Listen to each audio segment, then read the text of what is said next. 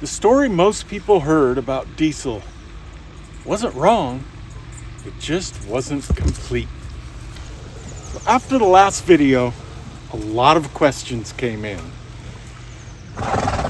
Some about the decisions we made, maybe why we made them, and some about how it was portrayed in the media. So today, we're going to clear this up with two perspectives. Meet Terrie, my beautiful bride, and she had a whole different perspective of how this all unfolded. Hi everybody, thanks for tuning in. So yeah, I had a whole different version. Well, I shouldn't say it was a whole different version, it was just a different version. You know, Dave was living in the moment and I was a long way away trying to manage everything. I go back to the day that everything happened, and keep in mind this was the Saturday before Easter, so that kind of played a part in everything. So I knew Dave should be home, or at least contacting me around noon that day, and noon came and went, and 3 o'clock came and went, and nothing. And so I knew something was up. It was shortly after that, I think it was around 6 o'clock, he was able to finally get a cell call out to me to tell me that Diesel was missing. He'd been tracking him. And all I could think of was, oh my God, we can't afford to hire a tracker, right? And we're on foot because this was long before we had the riding animals. So I turned to social media.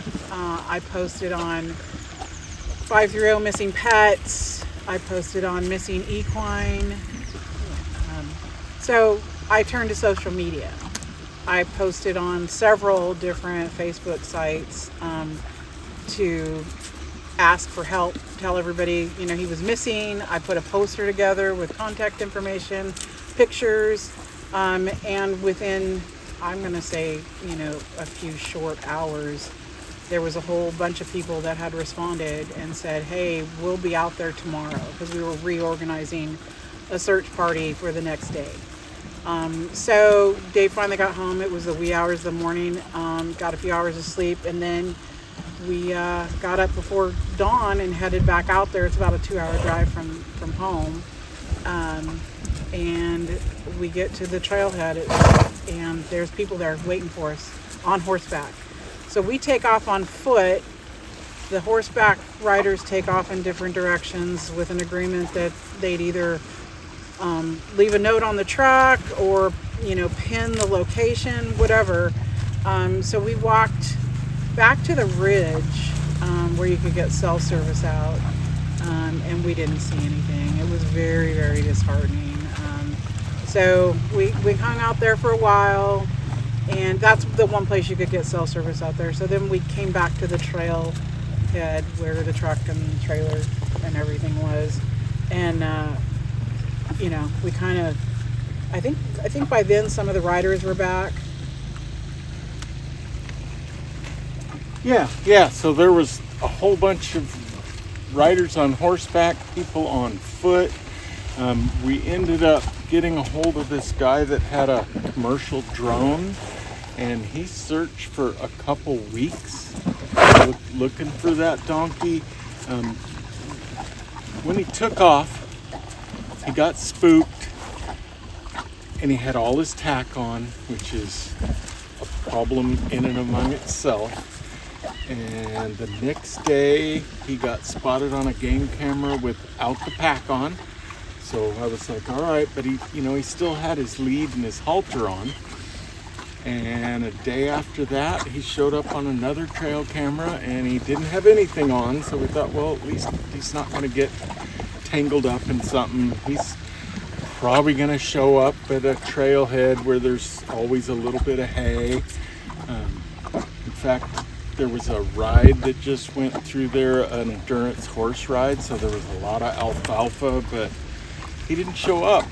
We'd always see tracks, but he wouldn't show up. Oh. So we, so that was a Sunday. That was Easter Sunday that we went looking the day after he'd gone missing, obviously. So Easter Sunday. So I just got to give a big shout out to all those people that did show up gave up their Easter Sunday to help us look for Diesel.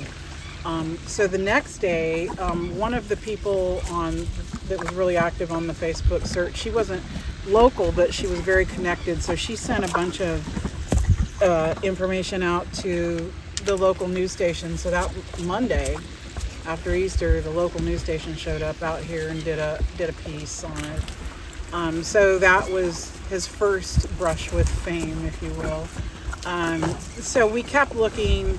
Like Dave said, that drone operator was very, very helpful. But kind of the complication there was it's all Bureau of Land Management property back there, and in order to have motorized vehicles, you've got to get the permission. So it took me a week or so to get permission to get back there from the Bureau of Land Management. So we finally did. And then the drone operator was able to get back there with his quad and all those big batteries, because this guy had some serious drone equipment. Like, he flies for the local electric company and checks lines and whatnot. So we did that for, I don't know, a month or so. We actually did a small little GoFundMe to cover some of his expenses, his fuel and whatnot. And I think I decided it was about 3 weeks, 4 weeks maybe, after Diesel went missing. I had a pre-planned overseas trip for work. I was halfway around the world. So it broke my heart to leave, but I still was able to manage most everything from a distance. Where I was 18 hours ahead of California, so it was a bit of a challenge, but we kept the story going. We kept it in the public view via social media, and yeah, we came up empty-handed. So we really at that point didn't know what had happened to him. Like Dave said, he'd showed up on a few game cameras and whatnot, but that area out there is very brushy. He could hide in plain sight. So we've been out there multiple times on horseback, and have seen him. We haven't seen him out. We've seen videos. People have sent us videos, because once we posted that on social media, the lost poster, it stayed pretty active. We still get, to this day, emails and Facebook Messenger information about people that have spotted him. What lessons did we learn? There's a few. Looking back now, Diesel probably wasn't ready to be out uncontained, if you will, outside of a perimeter fence. There was, we also he was packing with a llama, so maybe that wasn't necessarily the right choice either, the mixed species. But the llama was a pack llama, so it was kind of a training thing for everybody.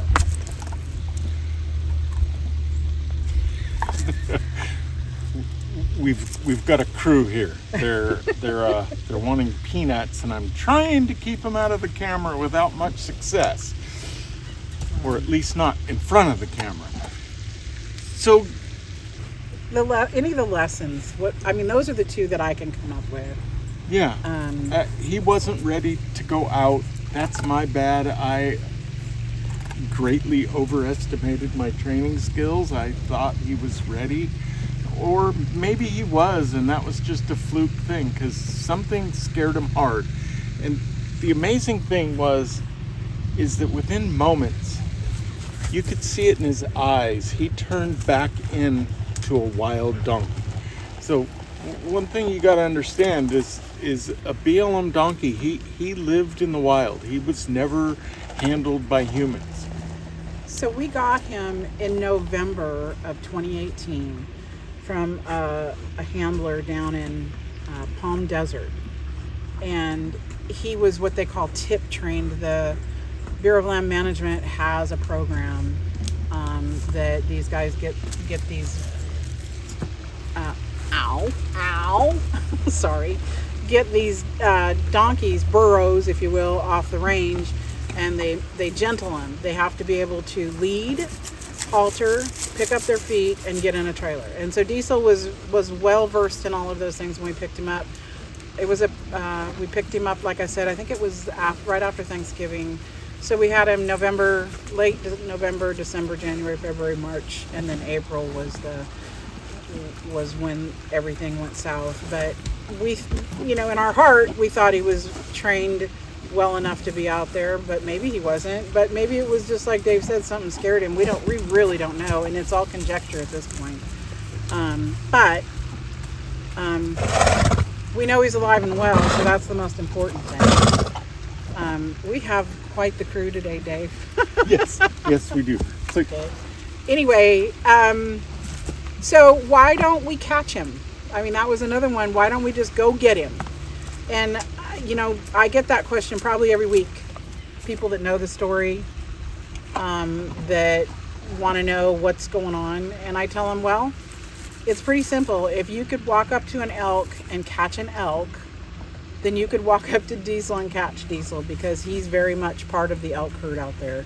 He lives, breathes, and is an integrated part of that elk herd out there. So a couple things, that's a protected herd out there, so you really can't chase them. And like I said, unless you're able to just walk up, we'll never be able to catch him. We can keep track of him. And now Spade's in my way again. There he goes. So even aside from that, the ground that he is in is incredibly steep, incredibly brushy, and a lot of questions were like, well, can't the ranchers collect them with the cattle? Well, problem is when the ranchers come around for the cattle, the elk and Diesel take off. Excuse me, mister. That's Rebel. Yeah, this is Rebel. He has about 150-pound head. So yeah, he's kind of uncatchable. I feel very blessed that we're able to see him. In fact, hopefully a week after this ride, I'm going to be going out to that area and at this point, catching him with a Nikon camera is about the best we can do. And that's what's important, right? We know I've actually laid eyes on him twice from a pretty good distance, but nonetheless, I've laid eyes on him. He looks good. That video that Max Fennell took where he's running with the elk, he's strong. He's very much a part of the leadership of that elk herd. I can't see his hooves good enough, but they look like they're in good shape. His coat looks good. He's alert. I do know there's a couple that go out there and throw him apples and carrots, and he gladly takes them from a distance. You're a pain. So we live in the world of he's doing good. He's earned his right to stay where he's at. And frankly, we could all we could all learn a lot from how well they've integrated and become friends and protect each other. I think that's one of the things, Dave, that we suspect that he does, right? Yeah, in fact, Fish and Game, I kind of heard it secondhand, but there was a dead mountain lion with hoof prints in it, and that's the only hoof out there. When the elk are calving, he is really close. He's always circling the herd, and amazingly enough, he leads them until they get to a fence. And then it's kind of comical because poor old Diesel has to run until he finds a break in the fence or a spot where he can go under, or it's knocked down so he can go over, but he always catches up to him. So that's kind of the backstory of Diesel. It's bittersweet, but he's happy. And again, we can lay eyes on him occasionally, especially when, we go out there to ride, or I travel out in that area for work, so I can stop, take a couple extra minutes, and I can usually find the herd, and then I find him. Yeah, he is very camouflaged. He's the color of Jack here that Spade is blocking. So he's the color of Jack, so he's very camo, hard to spot. If he's in the shade, it takes a spotting scope to find him. So I'll tell the first time I laid eyes on him, I had driven through there and I saw the elk. I didn't realize it was the elk at the time. And I told myself, well, when I come back by, I'm going to slow down, I'm going to look, and if I have to go a little further, I will. And so I pulled over, and I'm just kind of sitting there looking, then all of a sudden I realize that he's in the shade, and he's kind of camo like Dave said. So I get out, and I run across the road, and I start yelling his name, and he stood up. And I turned into just a puddle. Waterworks. I was so happy that I saw him. And I can't say that he necessarily acknowledged me and his name, or it was more that there was potential danger thundering down on him, you know, my big old voice. But it was just heartwarming to see him. And ultimately, Diesel led us to these guys. Right, Dave? Yep. I mean, we love our donkeys. Every one of them has a different personality. They're a lot of fun to be around. So Diesel's story lives on through them. And we get to see him occasionally, so that's even better. And a kind of a side note, one of the reporters that did the story on this fell in love with Jack here and named her firstborn son Jack. So that's pretty cool. So Diesel's touched a lot of lives. We just wanted to clarify some of the things that are obvious questions. I will tell you that donkeys are just amazing animals. These mammoths have made it possible for me to get back in the saddle. You know, they're sure-footed, they're steady eddies. Dave likes the technical trails. Me, I like slow and steady, so it works well for both of us. He can take off on Ginger and go do his technical stuff, and I can stay with the long airs and enjoy a good, nice ride on weekends. So there you go. I think that's the Diesel story and all things that he's led us to. So if you're liking this content, let us know what you want to see. And as always, subscribe. It'll really help us bring more content. Thanks, everybody. Keep your coffee hot and your loads tight, and we will see you next time.